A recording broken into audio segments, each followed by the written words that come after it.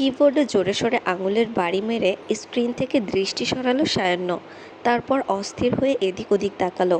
গত 2 ঘন্টা হলো ল্যাপটপ কোলে করে ও বেলকনির বিনব্যাগে বসা। সকালেই অফিস যেতে হতো ওকে, কিন্তু মেজাজের অবস্থা ভালো না বলে ও ব্যাস সন্ধ্যের শোয়ের জন্য অফিসে যাওয়ার সিদ্ধান্ত নিয়েছে। আপাতত সেখানকারই কাজ শেষ করতে বসেছিল, অথচ 20 মিনিটের কাজটা ও 2 ঘন্টাতেও শেষ করতে পারল না। মনোযোগী দিতে পারল না কাজে। কপাল চেপে ধরে সায়ান্ন নিচে তাকালো। বেলকনির মেঝেতে 5টা পোড়া সিগারেটের শেষাংশ, তবে সেগুলো পুরোপুরিও খায়নি। টানার উদ্দেশ্যে ধরালেও কাজে মনোযোগ দেবার জন্য 1-2বার টান দিয়েই সায়ান্ন সেগুলো রেলিংয়ে রেখেছিল। তারপর আর অনাগ্রহে সেগুলো আপনা আপনি পড়েছে। দরজার নখ শুনে সায়ান্ন চোখ তুলে তাকালো। মিসেস সরোয়ার দরজায় দাঁড়ানো। বাসায় থাকলে খাবার বানানোর জন্য তিনি অবশ্য ছেলের আবদার শোনেন, এখানে তিনি সেজন্যই এসেছে এমনটা ধারণা করল সায়ান্ন।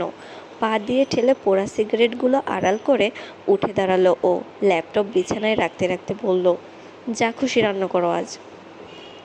রান্না হচ্ছে না বাসায়, বিয়ের দাওয়াত আছে। কনের বাবা আমাদের সবাইকে যেতে বলেছে, না গেলে তোর বাবার ইনসাল্ট হবে। বলতে বলতে মিসেস সরোয়ার ছেলের এলোমেলো শার্টের গাদা গোছাতে লাগলেন। সায়ান্ন মাকে দেখল, অতঃপর তোয়ালে নিয়ে ওয়াশরুমে ঢুকে গেল। কয়েক মিনিটে গোসল শেষ করে বেরিয়ে শার্ট গায়ে পরে ড্রেসিং টেবিলের সামনে তৈরি হতে লাগলো ও। মিসেস সরোয়ার অবাক হয়ে বললেন, কী ব্যাপার, এখন কোথায় যাচ্ছিস? অফিসে। অফিস? তুই না ব্রেকফাস্ট টেবিলে বললি আজ অফিস যাবি না? এখন ইমার্জেন্সি পড়ে গেছে। মিসেস সরোয়ার ছোট্ট একটা দম ফেললেন। ছেলের স্বভাবে পরিচিত তার, তিনি বেশ ভালো মতোই জানেন কোনো ইমার্জেন্সি পড়েনি সায়ান্নর। কেবলমাত্র দাওয়াতে যাবে না বলে অজুহাত বানাচ্ছে সে। সায়ান্ন চুল উল্টে দিয়ে মোবাইল আর মানিব্যাগ হাতে নিল। হাতঘড়ি পড়তে পড়তে মায়ের সামনে এগিয়ে দাঁড়িয়ে বলল, ফিরতে দেরি হবে, চাবি নিলাম না। আর বাবাকে বলো আমি বিয়ে বাড়ি না যাওয়ায় তার ইনসাল্ট হয়েছে জেনে আমি গভীরভাবে শোকাহত। আসছি। বরাবরের মতো মায়ের কপালে চুমু দিয়ে সায়ান্ন বেরিয়ে যায়। মিসেস সরোয়ার হতাশায় মাথা দুলালেন। সৃষ্টিকর্তার কাছে আরও একবার দোয়া করলেন, আমার এই গাছাড়া ছেলেটার জন্য দ্রুত একটা বুঝদার মেয়ে পাঠাও মাবুদ, প্লিজ। বার্গারের কামড় দিতে দিতে সায়ান্ন মাঝ দুপুরে অফিসে ঢুকলো। আধ খাওয়া বার্গারটা সহ ওকে ডেস্কের দিকে এগোতে দেখলো সবাই, কিন্তু ও ভ্রুক্ষেপহীন ডেস্কের কম্পিউটার অন করে ইজি চেয়ারে হেলান দিয়ে বসলো গিয়ে। ডান হাতে বার্গার ধরে রেখে সায়ান্ন বাঁ হাতে মাউসের কম্পিউটার ঘাটাঘাটি করছিল। তোফায়েল দুটো কাগজ হাতে এগিয়ে আসলো ওর দিকে। সায়ান্ন এক পলক বন্ধুকে দেখলো, আবারও স্ক্রিনে তাকিয়ে বলল, আধমোড়া হয়ে আছিস কেন, কি হয়েছে? গেস্টের ইমার্জেন্সি পড়ে গেছে, আসবে না সে। এমডি বলেছে নতুন স্ক্রিপ্ট বানাতে। সায়ান্ন থেমে তোফায়েলের দিকে তাকায়, তারপর ঘাড় ঘুরিয়ে তাকালো দূরে কাচের দেয়ালের ওপারে বসা হাসানের দিকে। ওর চেহারাটা দেখতেই চোয়াল শক্ত হয়ে যায় সায়ান্নর। তোফায়েল গলা নামিয়ে বলল, হাসানের উপর রাগ করিস না সায়ান্ন, আজ সত্যি ওর দোষ নেই। সত্যি গেস্ট আজ লাস্ট মোমেন্টে জানিয়েছে সে আসতে পারবে না, কিন্তু তবুও বেচারা কেন যেন তোকে খোঁচাতে নিজে না এসে আমাকে পাঠালো, বুঝলাম না। কয়েক ফুট দূরে নিজের কেবিনে বসে হাসান ঢোক গিলল একটা। আগের দিন সায়ান্ন হামিদের দেওয়া চড়টাকে স্মরণ করে গলার দিক হাত বুলালো। চক্ষু লজ্জায় গালে হাত দিল না। সাজ চলে যাবার পরপরই যে চর ও দুনিয়া ধাঁধিয়ে দিয়েছিল, সেই চরদাতার সামনে আজ স্ক্রিপ্ট চেঞ্জ শিরোনাম নিয়ে যাওয়ার সাহস ওর নেই। এজন্যই তোফায়েলকে দিয়ে খবরটা পাঠিয়েছে ও। সায়ান্ন পানির বোতলটা নিয়ে উঠে দাঁড়ালো। অফিসের মূল দরজার দিকে হাঁটা লাগিয়ে জোরে শব্দে বলল, শো করবো না আজ, বসকে বলিস। চৌধুরী পরিবার এ পাড়ার সম্ভ্রান্ত পরিবারগুলোর একটা। মেয়ের বিয়ে উপলক্ষে তাদের 3তলা বাসার গেটটা আজ মরিচবাতিতে সাজানো হয়েছে। বাসার সামনের বড় জায়গাটায় প্যান্ডেল করা হয়েছে। সেই প্যান্ডেলের এক প্রান্ত থেকে আরেক প্রান্তে পানির জগ নিয়ে রাখছে অভ্র। কোণে একদিকে ওর বন্ধুর বোন, আরেক দিকে সাজের কলেজের বান্ধবী। উপরন্তু ওরা একই পাড়ার বাসিন্দা, যার ফলে বিয়ের অনেকটুকু কাজকর্মের দায় নিয়ে বসে আছে অভ্র। প্যান্ডেলের একপাশের টেবিলে বসে বসে ওকেই দেখছে দিবা। অভ্র ওর আশপাশ দিয়েই পুরোটা সময় হাঁটাহাঁটি করছে, অথচ একবারের জন্য ওর দিকে চোখ তুলে তাকায়নি। এদিকে দিবা আসার পর থেকে ওর দিকেই চেয়ে আছে আশায়, হয়তো চোখাচোখি হলে ও আর এমন করে থাকবে না। কিন্তু তা হয় না। অভ্র শুরু থেকে এমনভাবে ওকে পাশ কাটাচ্ছে যেন ওকে চেনেই না, যেমনটা কলেজে করে। মিসেস সরেয়ার একটু দূরে ফোনে কথা বলতে গিয়েছিলেন। কল কেটে দিবার পাশের চেয়ারে বসে গেলেন তিনি। ডাক লাগালেন, এই যে বাবা, একটা জগ এদিকে দাও। জগ হাতে অভ্র চমকে পেছনে তাকায়। মিসেস সরোয়ার ঠিক পাশেই বসা দিবার নড়চড় নেই। ও ওর দিকেই চেয়ে আছে। একটা ছেলে অভ্রকে পাশ কাটিয়ে আসছিল। ছেলেটার পথ আগলে হাতের জগটা তাকে দিয়ে দিল অভ্র। দিবাদের টেবিল দেখিয়ে বলল সেখানে রাখতে। তারপর একটা মোজোর বোতল নিয়ে ছিপি খুলতে খুলতে চলে গেল ওখান থেকে। দাঁতে দাঁত পিষল দিবা, হাতের টিস্যুটা সর্বশক্তিতে মোচড়ালো ও। তখনই সরোয়ার হামিদের সাথে মোশাররফ তালুকদার আসে জায়গাটায়। তাদের পেছনে মিসেস মোশাররফ, মাশফিক, আসিফ, রুবিও ছিল। সরোয়ার হামিদ হাত বাড়িয়ে মোশাররফ তালুকদারকে নিজেদের টেবিলটা দেখিয়ে বললেন, ভাই আপনারাও এখানেই বসেন, একসাথে বসি সবাই। তালুকদার পরিবার অতি সৌজন্যের সাথে বসে যায়। মসজিদ, বাজার, চায়ের আড্ডা বা হাঁটাহাঁটিতে এ পাড়ায় যাদের সাথে সরোয়ার হামিদের ওঠা বসার সম্পর্ক আছে তাদের মধ্যে মোশাররফ তালুকদার একজন। ছেলের হয়ে মোশাররফ তালুকদারের কাছে ক্ষমা চেয়েছিলেন তিনি, যার ফলে ওনাদের সম্পর্কটা ঠিক হতে সময় লাগেনি। আর যেহেতু এখানে সায়ন্য হামিদ নেই, মাশফিকেরও অভিযোগের কোনো কারণ ছিল না। বাবার সাথে সরোয়ার হামিদের মিলতালকে বেশ স্বাভাবিকভাবেই নিয়েছিল ও। দিবার এতক্ষণ রাগ ছিল, কিন্তু মিসেস মোশাররফকে দেখে ওর গাল লজ্জায় গরম হয়ে ওঠে। দুই পরিবার সামনাসামনি বসেছিল। পরিচয় পর্ব শেষে মিসেস মোশাররফ হাসি মুখে দিবাকে বললেন, কেমন আছো দিবা? জি আন্টি, ভালো আছি, আপনি? এই তো আলহামদুলিল্লাহ। মিসেস মোশাররফকে মেয়ের সাথে কথা বলতে দেখে মিসেস সরোয়ার অবাক হলেন কিছুটা। বললেন, দিবাকে কি আপনি আগে থেকে চেনেন? হ্যাঁ, সাজের বই ফেরত দিতে তালুকদার নিবাসে গিয়েছিল, সেই দিনই পরিচয় হলাম আমরা। মিসেস সরোয়ার প্রসারিত চোখে মেয়ের দিকে তাকালেন। যে মেয়ে এনিমে বিদেশি নাটক সিনেমা দেখে সময়ের কুল কিনারা পায় না, সে সাজের বই কবে নিল, আর সেটা ফেরত দিতে ওদের বাসা অবধি চলে গেল? দিবার টু শব্দও করল না, নিচের ঠোঁট কামড়ে ধরে দৃষ্টিনত করে রইল।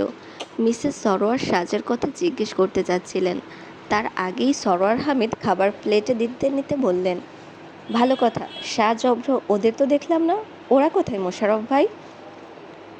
অভ্র মনে হয় ওর বন্ধুদের সাথে, আর সাজ আহিকে নিয়ে ভেতরে আছে, মাশফিক জবাব দেয়। কথাবার্তায় এতবার সাজের নাম আসায় বিরক্ত হচ্ছিল রুবি। আসিফ ওর প্লেটে খাবার তুলে দিচ্ছিল, কিন্তু রুবি নিজেই চামচ নিয়ে নিল ওর হাত থেকে। নিজের প্লেটে খাবার বাড়তে বাড়তে বিড়বিড়িয়ে বলল, বলেছিলাম তোমরা খেয়ে এসো, আমি আহিকে নিয়ে থাকি। না, ওকে নিয়ে সাজ থাকবে। ও কারো কথা শোনে না কেন বলো তো আসিফ? তুমিও জানো কারো কথা সাজের মতো কেউ শোনে না, তবুও শুধু শুধু রিয়্যাক্ট করছো। শুধু শুধু? তা নয় তো কি, আমরা সবাই এখানে খাবো আর তুমি আহিকে নিয়ে থাকবে, সাজ এটা কখনো হতে দিত না। তাছাড়া এটা ওর বান্ধবীর বাসা, ও এখানে যত কমফোর্টেবল তুমি ততটা হবে না, এটা সাজ জানে। তাই তোমাকে একা ছাড়েনি, আর তোমারও ওকে নিয়ে এত ভাবতে হবে না। এই বাসায় ওর অসুবিধার কিছু থাকলে আমরাই ছাড়তাম না ওকে। রুবি দুর্দণ্ডের জন্য থেমে স্বামীর দিকে তাকালো। তাকে একেবারে স্বাভাবিক ভঙ্গিতে খেতে দেখে ও নিজেও খাওয়ায় মনোযোগী হওয়ার চেষ্টা করলো। সুজিকে ব্যাগে করে আনা হয়েছে। রুবি জানে সাজ যত্নেই রাখবে আহিকে, তবু চিন্তার রেশ ওর কপালের ভাঁজ থেকে সরল না। না জানি সুজি ব্যাগেই আছে কিনা, না জানি কি করছে আহিটা। বিছানায় শুয়ে হাত পা নাড়ছে আহি, জলজলে চোখে বোনকে দেখছে আর হাসছেও। সাজ ওকে শুইয়ে দিয়ে উবু হয়ে ওর চেহারার সামনে দাঁড়ানো, হাত নাড়িয়ে চাড়িয়ে মুখভঙ্গি করে আহিকে ফুরফুরে রাখতে ও পরিপূর্ণ সফল। বিছানা থেকে দূরে ক্লিন ব্যাগে আয়েসে শুয়েছিল সুজি। আহির সাথে সাজকে দেখলে কখনোই বিরক্তি করে না ও। কনে সাজে মৌ ড্রেসিং টেবিলের সামনে বসা ছিল। দুবার আহির ঝলমলে মুখটা দেখে কানের দুল ঠিক করায় মনোযোগ দিল ও। বলল, তুই পারিস ও ভাই, এইটুকু বাচ্চাকেও হাসাচ্ছিস। সাজ মুচকি হেসে বান্ধবীর দিকে তাকালো। এ ঘরটায় কিছুক্ষণ আগে ছিল বেশ কজন, আপাতত সবাই বড় আপ্যায়ন আর খেতে গেছে। ব্যাস, সাজ আর চারটে মেয়ে। তিনজন মৌয়ের কাছে, আরেকজন নেল পলিশ পরতে ব্যস্ত। মৌ দুল পরা শেষে সাজের দিকে ঘুরে বসলো। সাজ তখনও হাত নেড়ে চুরির আওয়াজ করে আহির সাথে খেলছে। ওর ইশারা বুঝে আসলো না মৌয়ের। ও অধৈর্য হয়ে বলল, কি বোঝাচ্ছিস বলতো? ওরই বা কী বোঝার বয়স হয়েছে? কি বুঝে হাসছে ও এমন? মৌমাছির বিয়ে টিকটিকিতে ঢোলক বাজে ধনুচি মাথায় দিয়ে। Excuse me. মেয়েলি আওয়াজে কিছুটা অসতর্কে পেছন ফেরে সায়ান্ন। অল্প বয়সী মেয়েটাকে এক পলক দেখে দিয়ে আবারও দরজা দিয়ে ভেতরে তাকায়। সাজ তখনও আহিকে নিয়ে ব্যস্ত, মানে বাইরের আওয়াজ যায়নি ওর কানে। সায়ান্ন রাগ নিয়ে অফিস থেকে বাসায় তো ফিরেছিল, কিন্তু তখন ওদের বাসার দরজায় তালা ঝুলছিল। চাবি নিতে সায়ান্ন মাকে কল করেছিল। মিসেস সরোয়ারকে বলেছেন বিয়েবাড়িতে এসে চাবি নিয়ে যেতে। সায়ান্নর উপায় ছিল না, বাসার বাইরে মাকে না দেখে ভেতরে ঢুকে গেছে ও। কিন্তু করিডর দিয়ে যাওয়ার সময় চুরির আওয়াজে ওর পা থামে। ঘাড় ঘোরাতেই চোখে পড়ে ঘরের ভেতরে বিছানায় আহির সাথে উবু হয়ে হাত নাড়তে থাকা সাজকে। তার পরনে সাদা স্কার্ট, পাথরের কারুকাজ করা মিষ্টি রঙের বড় হাতা কুর্তা। আজও সাজের চুরির আওয়াজ আর চোখের খুনসুটিতে সায়ান্ন আটকে রয়। আর এক চুল নড়া হয়নি ওর। সাজের ইশারা দেখে ও নিজে নিজেই ছড়াটা আওড়াচ্ছিল। মৌ না বুঝলেও ও নিশ্চিত ছিল সাজ এই ছড়াটাই বোঝাচ্ছিল আহিকে। নিজের এই বুঝ নিয়ে খুশি হচ্ছিল সায়ান্ন, কিন্তু মাঝখানে বাগড়া দিল এক্সকিউজ মি শব্দ দুটো। এক প্রকার বিরক্ত নিয়ে সায়ান্ন দরজা থেকে সরে দাঁড়ালো, মেয়েটাকে সোজাসাপটা বলল, ইউ আর এক্সকিউজড। লাজুক ভঙ্গিতে দাঁড়ানো মেয়েটা সোজা হয়ে যায়, যেন এমন জবাব আশা করেনি ও। তবুও জোরপূর্বক হেসে বলল, আপনি আর যে সায়ান্ন হামিদ না? Hmm, big fan of you. Thanks. If you don't mind one selfie please please please. ছোট্ট একটা দম ফেললো সায়ান্ন, না চাইতেও মাথা দোলালো। মেয়েটা উত্তেজনার সাথে ফোনের সামনের ক্যামেরা অন করলো, কিন্তু ওর যে বেশ লম্বা হয় সায়ান্ন স্ক্রিনে আসছিল না। কিছুটা ঝুঁকে দাঁড়ালো। সেলফি তুলে খুশি হয়ে যায় মেয়েটা। সায়ান্ন আর দাঁড়ালো না, এক পলক ভেতরে আহির সাথে মজা করতে থাকা সাজকে দেখে নিয়ে চলে গেল ওখান থেকে। মৌকে গাড়িতে তুলে দেবার পর যখন মোশাররফ তালুকদার বাসায় ফেরার কথা বললেন, ঠিক তখন সুজির কথা মনে পড়ল সাজের। অফিস থাকায় মাসফিক আগেই তালুকদার নিবাসে চলে গেছে। ওর সাথে মিসেস মোশাররফ, রুবি, আসিফও গেছে। বন্ধু বান্ধবী আর প্রতিবেশীর দায়িত্ব পালনে অভ্র, সাজ আর মোশাররফ তালুকদার বিয়েবাড়িতেই রয়ে গিয়েছিলেন। সাজ দ্রুততার সাথে বাবাকে সুজির কথা বোঝালো, ওকে মৌয়ের ঘরেই রেখে এসেছে ও। মোশাররফ তালুকদার মাথা দুলিয়ে মেয়েকে সুজিকে আনার কথা বুঝিয়ে মৌয়ের বাবার সাথে বসলেন। স্কার্ট ধরে দৌড়ালো সাজ। অভ্র কান্নারত বন্ধুকে নিয়ে হাত পা ছেড়ে ফাঁকা প্যান্ডেলে বসেছিল। বোনকে বাসার ভেতর দিক দৌড়াতে দেখে ডাক লাগালো। সাজ ছুটতে ছুটতেই ওর ইশারায় সুজির কথা বোঝালো। অভ্র জিজ্ঞেসও করলো ওর সাথে যাবে কিনা। সাজ না সূচক জবাব দেয়, সাথে এটাও বোঝায় মৌয়ের ঘরেই সুজির ব্যাগ আছে। অভ্র গুরুতর কিছু ভাবল না, আবারও চোখ মুখ মলিন করে বন্ধুর সাথে বসে রইল ও। মৌয়ের ঘরে এসে আটকায় সাজ। মৌয়ের মা শুকনো মুখে এ ঘরে বসেছিল, আর তার আশেপাশে মৌয়ের আত্মীয় স্বজন সবাই ছিল। সুজির ব্যাগটাও ছিল, ব্যাস ব্যাগে সুজি ছিল না। ঘরে থাকা 4-5টা বাচ্চাকে দেখে সাজের আর বুঝতে বাকি রইল না কী ঘটেছে। অতি কষ্টে ব্যাগটা নিয়ে সৌজন্য হাসির সাথে সাজ ওখান থেকে চলে আসলো। বাসার সর্বত্র খুঁজেও সুজিকে না পেয়ে চুরির আওয়াজ করতে করতে বাগানের দিকে যাচ্ছিল। এর মাঝে কানে আসে, সাজ। থমকে রইল সাজ, কোনো মতে ঘাড় ঘুরিয়ে পেছনে তাকালো। সিল ব্রাউন শার্ট পরিহিত মানব তখন 2 হাতে দূরে দাঁড়িয়ে ওর দিকেই তাকানো। কিন্তু ঝড়ো হওয়ার মতো উত্তাল মানুষটার চোখে মুখে এই মুহূর্তে শান্ত নদীর স্থিরতা, জলের মতো শীতলতা, সাথে শান্ত ভঙ্গির স্বীকারোক্তি। সেদিন হাসানের বলা কথাটার জন্য সরি। সাজ কুর্তা শক্ত মুঠো করে ধরল, আর সায়ান্ন ডান হাতের মুঠোতে থাকা সিগারেটটা ফেলার কথা ভুলে গেল। বাসায় ফেরা হয়নি ওর। দিবা সরোয়ার হামিদের সাথে চলে গেলেও মিসেস সরোয়ার মৌয়ের মায়ের কাছে থেকে গিয়েছিলেন। সেই সাথে ছেলেকে বলেছেন কনে বিদায়ের পর তাকে নিয়ে যাওয়ার জন্য। সায়ান্নর উপায় ছিল না, এদিক ওদিক ঘুরে সময় পার করে মাকে নেওয়ার জন্য আবারও এ বাসায় এসেছে ও। সমাগম এড়াতে বাগানের এ পাশে দাঁড়িয়ে ও নিজের মতো সিগারেট টানছিল। এখানে চুরির আওয়াজ ওর জন্য যতটা অনাকাঙ্ক্ষিত ছিল, ততটাই অনাকাঙ্ক্ষিত ছিল সাজের উপস্থিতি। সাজকে দেখতেই সায়ান্নর হাসানের কথা মনে পড়ে যায়। সরি বলার জন্য ওর জন্য এর চেয়ে ভালো পরিস্থিতি হতো না, আর সেই সুযোগটাই নেয় সায়ান্ন। তবে ওর সরি হয়তো কবুল হয় না। কোনো জবাব না দিয়ে, প্রতিক্রিয়া না দেখিয়ে সাজ চুপচাপ ওকে পাশ কাটিয়ে চলে আসতে যাচ্ছিল, কিন্তু ন্যানো সেকেন্ডের ব্যবধানে বদলে যায় পরিস্থিতি।